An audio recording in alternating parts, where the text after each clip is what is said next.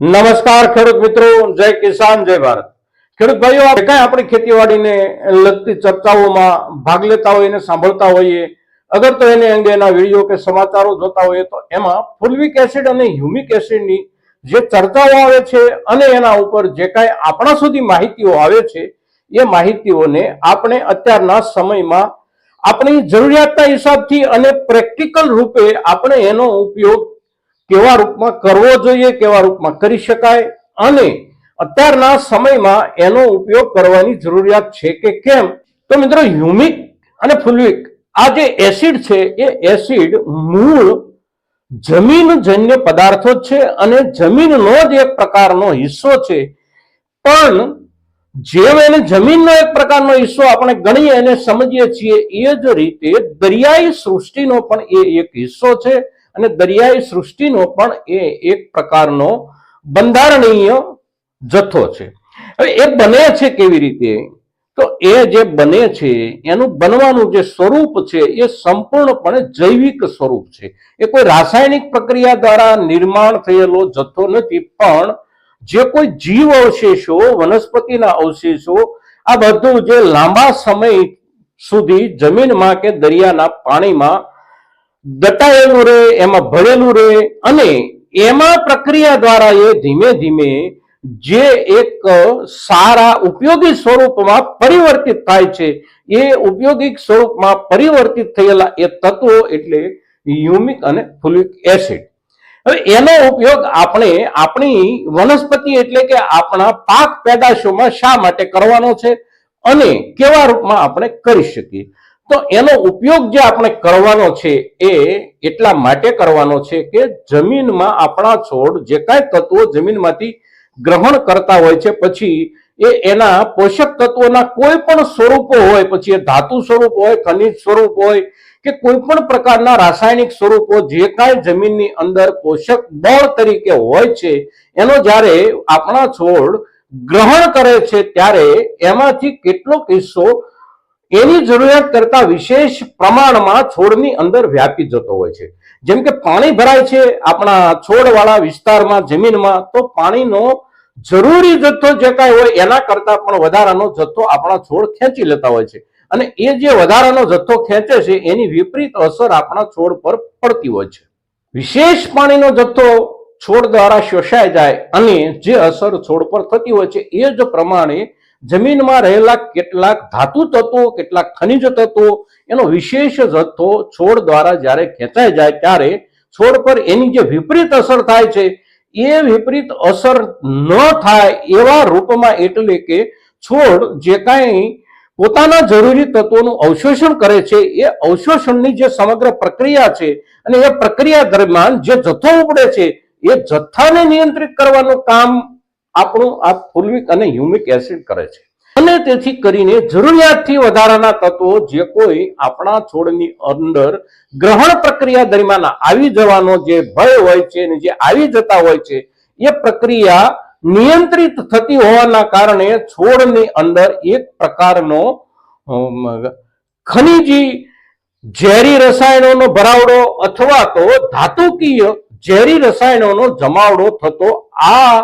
તત્વોની હાજરીના કારણે અટકે છે અને તેથી આપણા છોડની તંદુરસ્તી બની રહે છે અને સાથોસાથ એની ઇમ્યુનિટી એટલે કે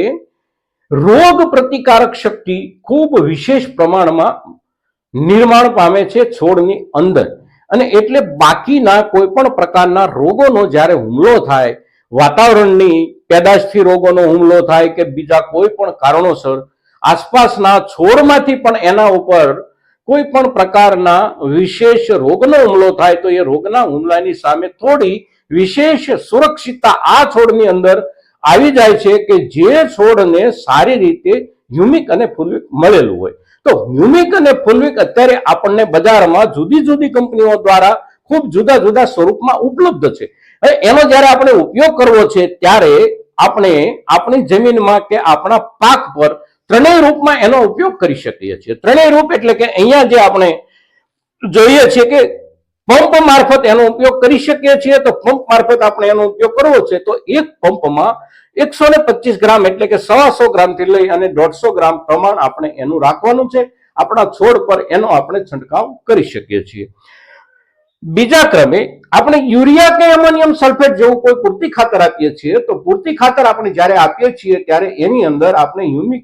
પ્લસ ફુલવિક આપણે ઉમેરી શકીએ છીએ અને 1 વીઘામાં 100 ગુંઠાનો વીઘો ગણીએ તો 1 વીઘામાં લગભગ 800 ગ્રામ જેટલો આ જથ્થો જાય એ પ્રમાણે આપણે ખાતરમાં મેળવવાનો છે. જેમ કે આપણે 1 વીઘામાં 4 કિલો યુરિયા મેળવવા માંગતા હોઈએ તો 4 કિલોના હિસાબથી એમાં આપણે 700 થી 800 ગ્રામ હ્યુમિક ફુલવિક ઉમેરવાનું છે. 5 કિલો આપવા માંગતા હોઈએ તો 5 કિલોના હિસાબથી એ પ્રમાણે આપણે એને ઉમેરવાનું છે. ખાતર આપણું પૂરતી ખાતર તરીકે કોઈ પણ હોઈ શકે, યુરિયા પણ હોઈ શકે, એમોનિયમ સલ્ફેટ એટલે કે મૂળિયું પણ હોઈ શકે. અને એવી જ રીતે ડ્રીપ પદ્ધતિથી આપણે પિયત આપતા હોઈએ તો ડ્રીપ પદ્ધતિથી આપણે પિયત આપતા હોઈએ તો અંદાજિત રીતે આપણા ખેતરનું જે કાંઈ માપ હોય 5 વીઘા, 7 વીઘા, 25 વીઘા કે એનાથી મોટું કોઈ પણ માપ હોય આપણું, પણ માપમાં 1 વીઘામાં ડ્રીપ મારફત પણ 800 ગ્રામની આસપાસ એનો જથ્થો જાય પાણીમાં, ડ્રીપના પાણીમાં, એ પ્રમાણે આપણે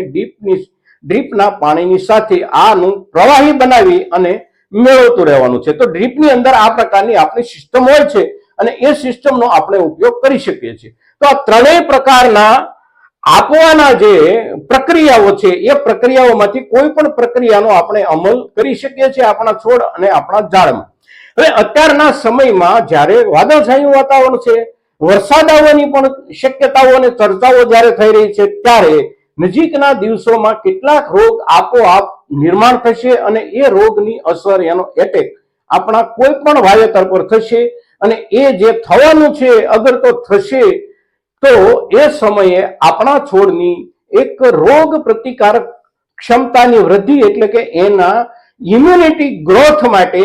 આ એક જરૂરી તત્વ છે. જે કોઈ ખેડૂત મિત્રો આનો ઉપયોગ કરવા માંગતા હોય એ અવશ્ય કાળજીથી આનો ઉપયોગ કરે અને આનો ઉપયોગ કરી અને પોતાના છોડની ઇમ્યુનિટી વધારે. સાથોસાથ છોડ જે કાંઈ વધારાના ખનિજ તત્વો, વધારાના ધાતુ તત્વો જમીનમાંથી જે અવશોષિત કરતો હોય એને સંપૂર્ણપણે નિયંત્રિત કરી અને છોડની જરૂરિયાત પ્રમાણેનો જથ્થો છોડના પાંદડાઓ કે છોડના ફૂલ, છોડના ફળ સુધી પહોંચે એ પ્રમાણેનું સંપૂર્ણપણે રેગ્યુલેટરનું કામ કરનાર આ જે તત્વો છે એ તત્વોનો અવશ્ય આપણે 1 વખત કે 2 વખત આપણા છોડ માટે ઉપયોગ કરીએ. મિત્રો, આજના દિવસે હ્યુમિક અને ફુલવિક એસિડને લઈને ખાસ કરીને એનું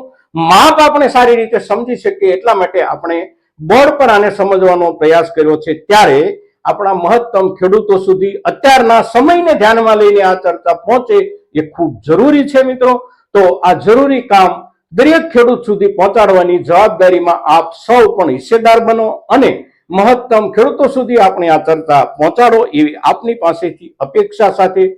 જય કિસાન, જય ભારત.